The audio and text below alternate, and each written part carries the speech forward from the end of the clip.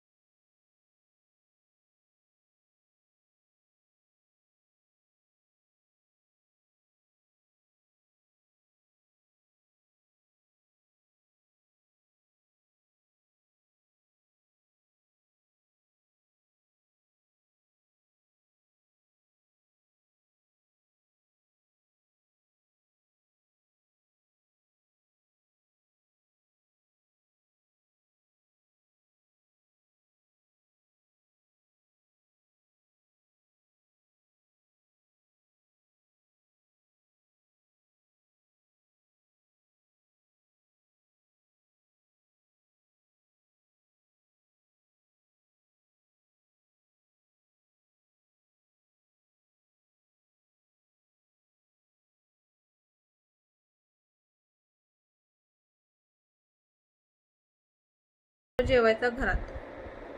थकलेल्या पोटमनला भर दुपारी गुळ पाणी दिल्याशिवाय आई पाठ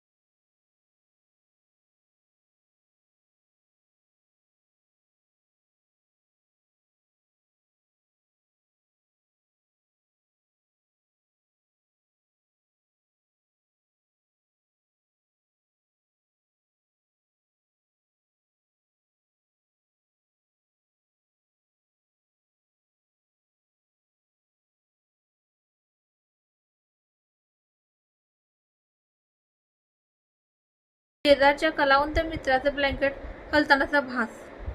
इतक्या उकाड्यात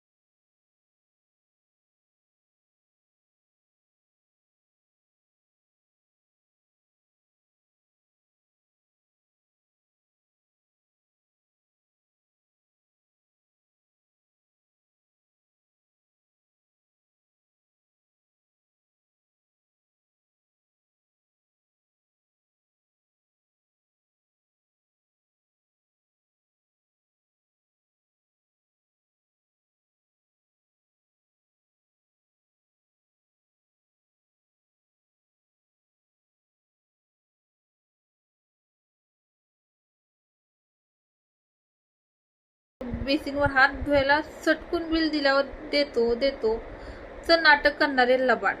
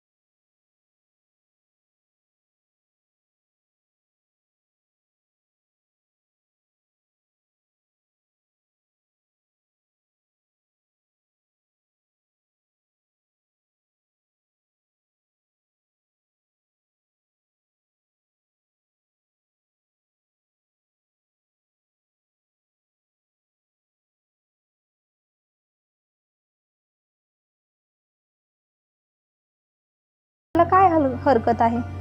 शिवाय कुणाची तरी अशी फजिती करून त्याची मज्जा झाली की आपण टाळ्या पेटणं हा सर्वच पोरांचा आवडता खेळ. पण हा पाऊस आपण लहानपणी त्याची अशी फजिती केलेली लक्षात ठेवून मोठेपणी आपली फजिती करायची संधी साधत असावा. निदान माझा तरी या पावसाने न बोलवता अवेळ येऊन पचका केला आहे. माझं पहिलं नाटक तुका म्हणे आता रंगभूमीवर आलं कसलं पार वाहून गेलं. हे नाटक पुण्यात चक्क नोव्हेंबर महिन्यात धो कोसळलेल्या पावसानं साफ धुवून काढलं होतं. तुकोबाच्या वह्या इंद्रायणीच्या डोहातून थरण्याच्या प्रसंगावस्थेत ते नाटक. निदान ते तरी पावसानं असं बुडवायला नको होतं. बरं, नोव्हेंबर हा काही पावसाचा महिना नाही. त्या घटनेला झाली होती 30-32 वर्ष. पण तो माझ्या नाटकावर आकाशीची कुऱ्हाड कोसळल्यासारखा आलेला पाऊस मात्र माझ्या चांगल्या लक्षात राहिला. तो नाटक धंद्यातला अवर्षणाचा काळ होता. कुलवधू किंवा देव माणूस यासारखे अपवाद वगळले तर महाराष्ट्राचं नाटक वेळ एकाकी बरं झालं होतं. अशा या विपरीत काळात पुण्यातल्या भानुविलास थिएटरला तुका म्हणे आताचा पहिला प्रयोग. आमच्या नाटकाच्या दिवशी जमिनीवर लोक तिकीट घ्यायला जमायच्या आधी आकाशात ढग जमले आणि जो पाऊस सुरू झाला तो आवरेनाच. तरी चांगली 60-70 माणसं नाटकाला आली होती आणि शेवटपर्यंत बसली होती. जाणार कशी? बाहेर धो पाऊस. नाटकाला येण्यापासून पावसाने त्यांना अडवलं, पण नाटक अर्धवट टाकून जाण्यापासूनही त्यांना त्याच पावसानं अडवलं. हे उपकार काय थोडे झाले? हे थोडंसं चोरांनी घर लुटून न्यावं आणि घरमालकाच्या जाताना फाटक्याचं दार बंद करून जावं या आज्ञेनुसार. फाटकाचं दार बंद करून जाण्याचं सौजन्य दाखवावं अशापैकी झालं. दुसऱ्या दिवशी तसाच पाऊस. या खेळाला उपस्थिती 30-35 पर्यंत. बाहेर परिस्थिती मात्र पुण्यात भानुविलास नावाचं बेट आहे असं वाटण्यासारखी. तिसऱ्या दिवशी पाऊस पडला. इजा बिजा झाल्यावर तिझा का होऊ नये. मात्र नाटकात भजनाची दिंडी वगैरे असल्यामुळे तिसऱ्या प्रयोगाला प्रेक्षकापेक्षा रंगवतच्या माणसांची संख्या अधिक होती. हे काही का असण्या, आपला पावसावर राग नाही. या माझ्या मित्राने माझ्या आयुष्यात खूप निरनिराळ्या प्रकारची साथ केली आहे. दुःखाचा विसर पाडला आहे, सुखात रंग भरला आहे. वर्षातला पहिला पाऊस आजही मला शारकळी वायर घेऊन जातो. जून महिन्यातल्या पावसाच्या आठवणी जडल्या आहेत.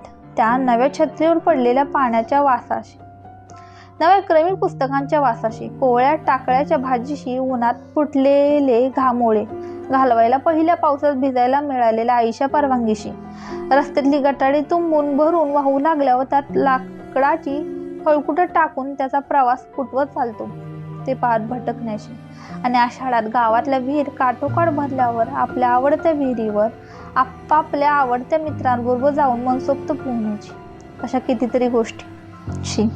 उन्हाळ्यात तापलेल्या जमिनीवर पहिला पाऊस पडला की त्या पावसाच्या पुढले 3-4 महिने चालणाऱ्या नाटकाचा जणू काय धूप पडल्यासारखा वास सुटायचा. तापलेली माती जी अंगगंध घेऊन उठते त्याला तोड नाही.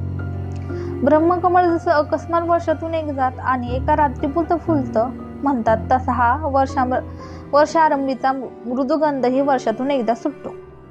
त्या मृदुगंधाच्या वासाचं अत्तरही असंच म्हणतात. मला ते हुंगायला मिळालं नाही, त्याची मला ओढही नाही.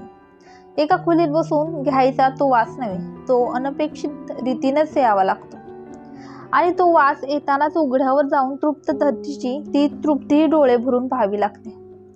पावसाचं पहिलं आगमन पाहायला माळावर जायला हवं. आकाश ढगांनी भरून आलेलं असताना त्या माळावर एखादा माजलेला बैल बेफामपणे शेपूट उंचावून गुंडाळताना बघायला मिळायला हवा. हे असल्या पहिल्या पावसाचं उन्मादाशी नातं आहे. आषाढस्थ प्रथम दिवसे या मेघदूतातल्या प्रसिद्ध श्लोकात देखील ढग पाहून कवीला पर्व शिखरांना दृष्टी देणाऱ्या हत्तीची आठवण झाली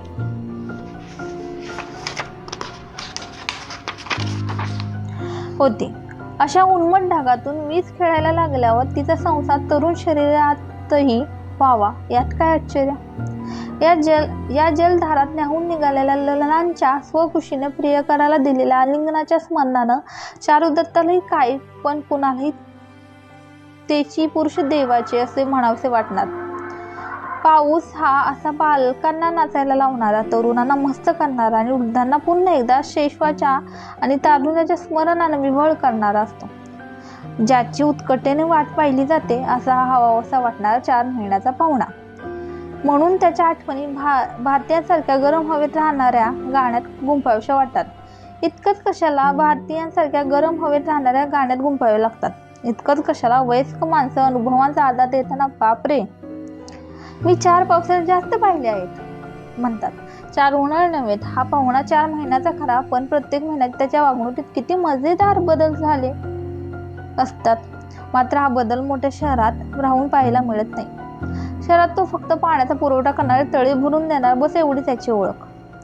फार तर क्वचित पाण्यानं भरलेले रस्ते, तुडुंब भरून वाहणारी गटारं आणि अडलेली रहदारी असल्या गोष्टीतून त्याचं अस्तित्व जाणवतं. पावसाची खरी कर्तबगारी पाहायला शहरापासून दूर जायला हवं. विस्तीर्ण शेत हवी, फुपाट वाहणारे ओढे पाहायला हवेत, नदीचं भरत जाणारं पात्र पाहायला हवं. खिडकीतून दिसणारा आकाशाचा कोपरा नव्हे तर सारं आकाश ढगाने भरलेलं दिसायला हवं. पावसाच्या आगमनाची वार्ता आणणाऱ्या वाऱ्यानं टपल्या मारल्यामुळं वृक्षाची माती झेलताना दिसायला हवीत. तेव्हाच कुठे पावसाची जवानी म्हणजे काय ते कळतं. आणि हे सर्व पाहताना आपणही देहाने मनानं जवान असायला हवं हेही तितकंच खरं. असा एक जवान पाऊस 35 वर्षापूर्वी मला भेटला होता. मी 22-23 वर्षाचा होतो. सर्व्हिस मोटार नावाची त्याकडे एक अजब वाहन व्यवस्था होती.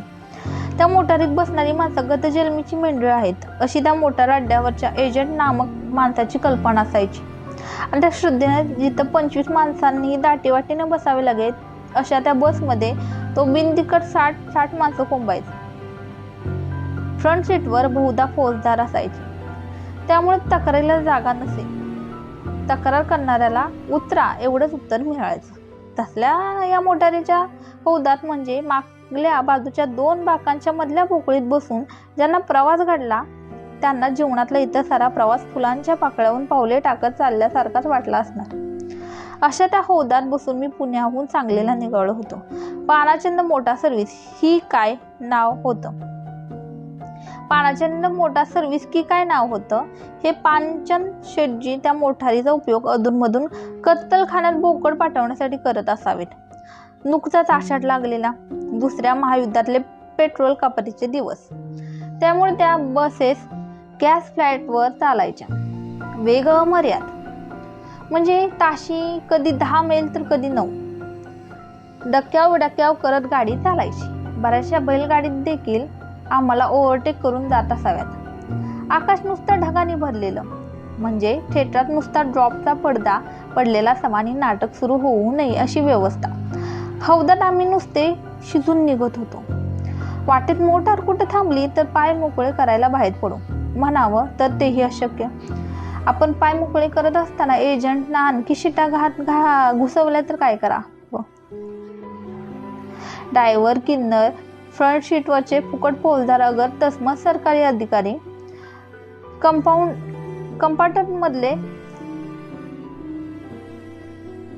कंपार्टमेंटमधले कुटुंब वत्सल लोक चहापाणी करून यायचे. बाहेरचे सोडा बॉटल बाटल्यांचे गगनवेधी चित्कार ऐकू यायचे. हौदातील मंडळी मात्र माणूस आणि बोकाड्यांच्या सीमेरेषेवरचे प्राणी असल्यासारखे जागच्या जागी दाबून बसलेले. बाहेर पाऊस पडायची सर्व चिन्हे, प्रत्यक्षात मात्र नुसता उकाडा.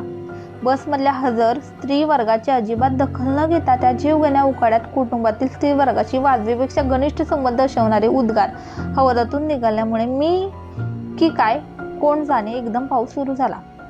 खिडक्यांना मेन कापड्यासारखं काहीतरी पुण्याहून पानाचंद सर्व्हिस निघाली तेव्हाच बांधलं होतं. त्यामुळे पाऊस आल्याची वार्ता हौदात बैठक मारलेल्या आम्हासारख्या हतभाग्यांना प्रथम टपावर सुरू झालेल्या ताशामुळे आणि काही क्षणांनंतर तिथून चालू झालेल्या अभिषेकामुळे कळली. आता उकाड्याविरुद्ध उघडलेली तोंडी आघाडी पावसाकडे वळली.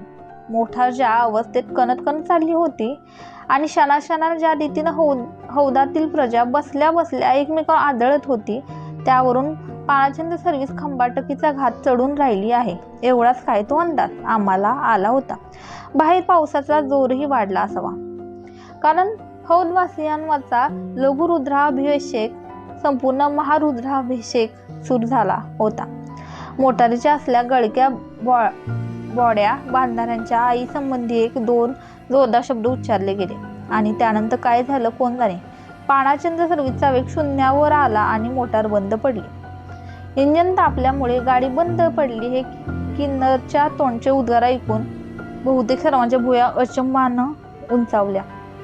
वरून इतकं पाणी कोसळत असताना इंजिन तापावं याचं सगळ्यांनाच नवल. ती मोटार इतका वेळ थांबली की इंजिन तापून गरम झाले की कायमचं थंड पडले कळेना. काही वेळानं वरून पाणी गळायचं बंद झालं. टपावरचं ताशा वादनही थांबलं होतं. त्याकाळी सर्व्हिस मोटारीत धूम्रपानाची मनाई वगैरे काही नव्हती, त्यामुळे विडांच्या धुऱ्यानं प्राण कोंडला होता. शिवाय चारही बाजूने ते मेन कापड. तेवढ्यात कुणीतरी ते हळूच किलकिल करून बाहेर पाहिलं आणि घाटातच कुठेतरी गाडी बंद पडल्याचं ध्यानात आलं.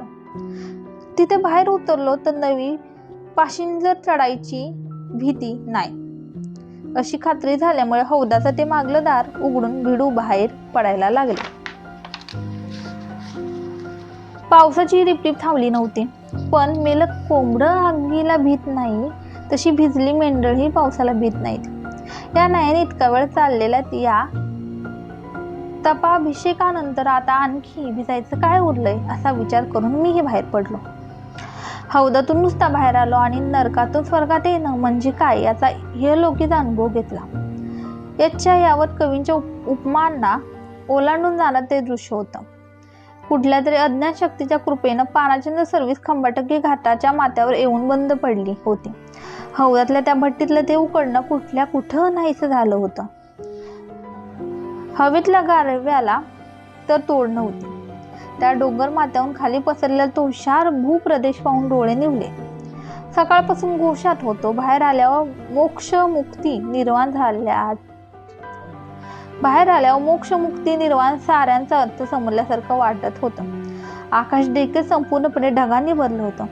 पुण्यापासून एकच काळा ढग आमच्या मोटारीवर शॉवरबाथ सारखा कोसळत असावा, कारण दूरवर उन्हाचे चौकोन दिसत होते. जमिनी देखील सगळ्यांच्या सगळ्या हिरवळल्या नव्हत्या. कितीतरी शेतं आपली काळी भोर अंग कांती मिरवत पहिलवानांनी आखाड्यातील माती आणि तेल चोपडून आडवं व्हावं तशी पडली होती.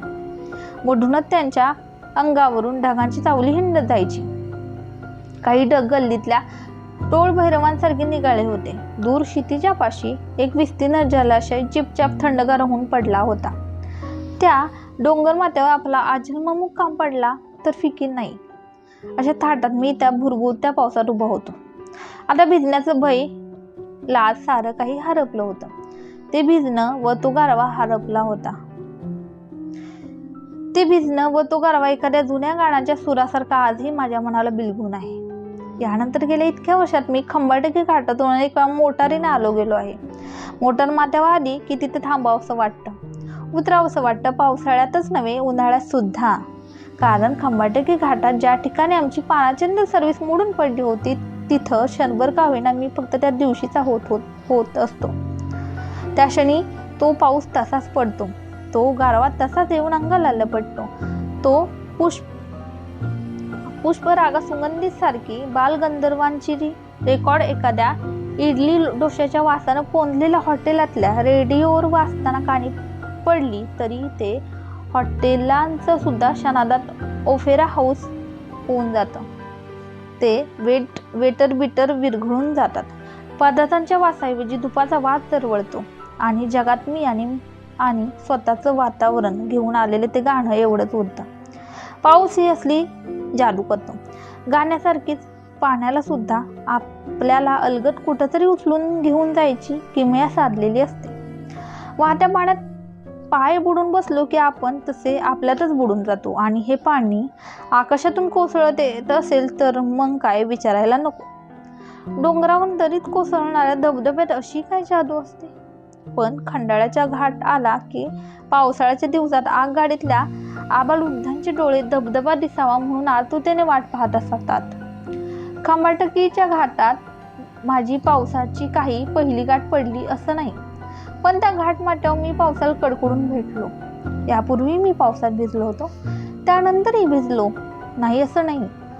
तसं त्यानं मला जाम झोडपून काढलं आहे. पण जगात फक्त मी आहे आणि मला भिजवणारा तो पाऊस आहे, बाकी कोणीही नाही असा होऊन भिजलो तो त्याच वेळी. जीवनातल्या निरनिराळ्या उन्मादक पहिल्यापणासारखं ते भिजणं. त्या पहिलेपणाची गोडी त्यानंतरच्या भिजणाऱ्यांना कशी येणार? त्या पहिलेपणाची गोडी त्यानंतरच्या भिजण्याला कशी येणार? न जुळलेले गुण. मेड फॉर इच अदर ही एखाद्या प्रणयपटाची काहीची कॅप्शन म्हणून ठीक आहे. बेतलेल्या कथानकात बेतलेले तो आणि ती फुलांच्या बागेत तान्यांच्या पंखांनी अलगद एकत्र येतात, पण प्रत्यक्ष आयुष्याचं बेतता येत नाही. म्हणून तर कागदावर जुळलेली पत्रिका आणि काळजावर जुळलेली पत्रिका यात अंतर राहतं. हे जर आधी कळलं असतं ना तर तेव्हाच नकार दिला असता, असं मनातल्या मनात प्रत्येक नवरा बायकोनं अनेकदा म्हटलेलं असतं. आणि असं म्हणत तिने त्याला गरम चहा आणलेला असतो आणि त्यानं तिला मोगऱ्याचा गजरा. रेडीमेड कपड्यांच्या दुकानासारखी नात्यांची दुकानं नाहीत. म्हणून तर जोडविजोड तुकड्यांनी आयुष्य रंगतदार होतं. लग्न मग ते प्रेम लग्न असो की लग्नानंतरचा प्रेम प्रयत्न असतो, 100% मनाला मन जुळलेलं जोडपं फक्त टीव्हीवरच्या एखाद्या कुटुंब स्पर्धेतच सापडेल. ही जोडपी कार्यक्रमानंतर रिक्षात घुसत असणार. लाखो मनांच्या समुद्रातून योगायोगाने दोन मन अगदी एकमेकांसारखे समोर टाकणं जवळ अशक्य आहे. हे मानूनच हा डाव मांडायचा असतो. स्वप्न पाहणं ठीक आहे, पण स्वप्नावर असण्यात तोटे आहेत. भरलेल्या लोकांमध्ये खिडकीची जागा मिळावी असं प्रत्येकाला वाटत असतं, पण नाही मिळाली तर सरळ उभं राहून प्रवास ज्याला करता येतो त्यानं स्टेशन गाठावं. लग्नानंतर उगीच नुसत्या चक्रात अडकलो असं बुणबुणण्यात काहीच अर्थ नाही. वेगळ्या वातावरणात संपूर्ण निराळे संस्कार लावलेले दोन जीव एकमेकांसारखे असतीलच कसे? सुख दुःख प्रेम भांडणाचे काळे पांढरे चौकोन ओलांडण्याचा खेळ खेळवणं हीच तर नीतीची जुनी हौस आहे. सरळ सोपं आयुष्य नीतीनं देवालाही दिलेलं नाही. या न देण्याचंच देणं स्वीकारून संसारात पाऊल टाकायचं. कुठल्या तरी समारंभात प्रसन्न दिलखुलासपणे साहित्यापासून राजकारणापर्यंत गप्पांची सहजतान घेणाऱ्या स्त्रीचं आपल्या बायकोजवळ कौतुक केलं की ती म्हणते, ती तुम्हाला रसिक संवेदनाक्षम वाटणं स्वाभाविक आहे, कारण भेट तासाभराची होते, तिला तुमच्याबरोबर संसार करायचा नाहीये. लोकप्रिय व्यक्तिमत्वांच्या बायकाने लिहिलेली आत्मचरित्र वाचताना वाचक हबकले, पण तसं झटकण्याचं कारण नाही. कारण लेखन टेबलाजवळील वा व्यासपीठावरील कलावंत आणि हर्षणीच्या दिनक्रमातील पुरुष यांच्यातील अंतर फक्त पत्नीला कळत असते. रसिक फक्त कलावंताला झेलतात, तर पत्नी अशा पतीला सोसत असते. थोड्या क्षणाच्या सहवासाचं वलय स्पॉट लाईटच्या आकार एवढं असतं.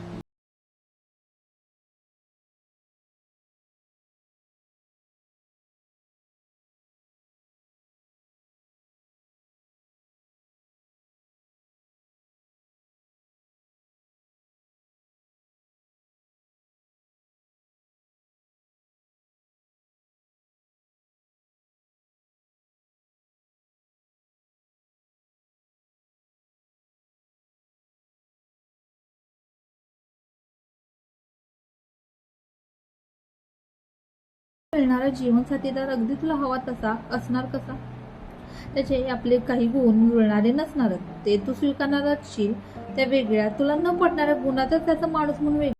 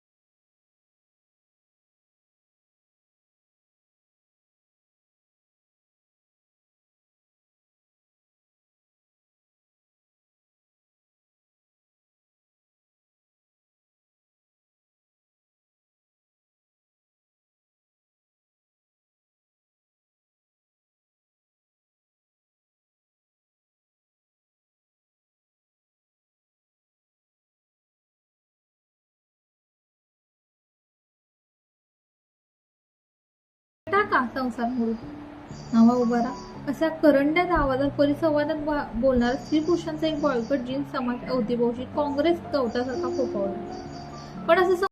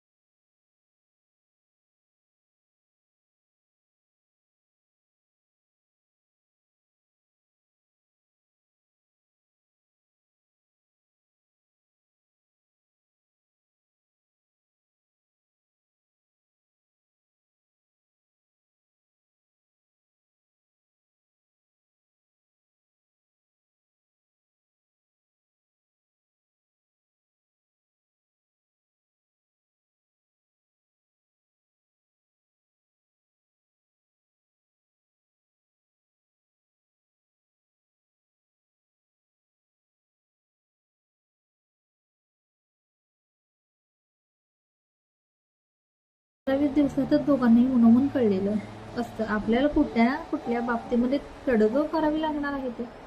अशा वेळी एकमेकांच्या क्षेत्राबद्दल कुतूहल दाखवायला हवं. ज्ञान नको, पण अनभिन्नता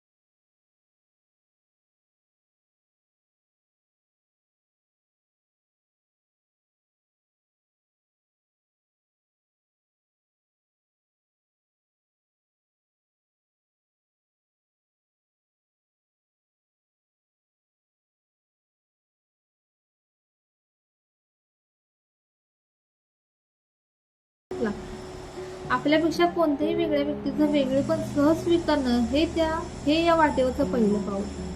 ते पाऊल योग्य विश्वासाने पडलं की इतर 6 पावलं सहज पडत जातात.